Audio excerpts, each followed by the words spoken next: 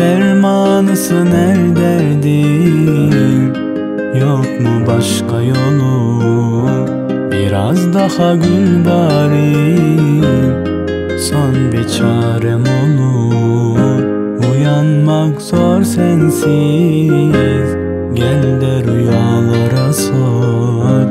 Kendime zor geldim, elini kalbine koy. Utanmıyor gözlerinin içine bakarken, ciğerim mahvoluyor. Hayallerim cehennemin dibine batarken, ellerin kayboluyor. Ayrılığın yaramızın üstüne basarken, içime dert oluyor. Ben baharı görmeyin bir yolunu ararken, kışımı sert oluyor.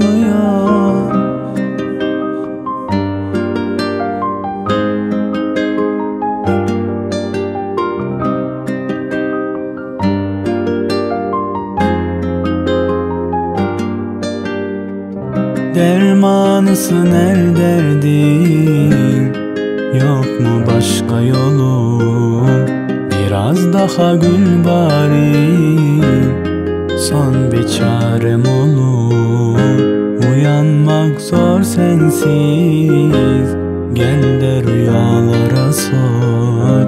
Kendime zor geldim, elini kalbine koy. Utanmıyor gözlerinin içine bakarken, ciğerim mahvoluyor. Hayallerim cehennemin dibine batarken, ellerin kayboluyor. Ayrılığın yaramızın üstüne basarken, içime dert oluyor. Ben baharı görmeyin bir yolunu ararken, kışımı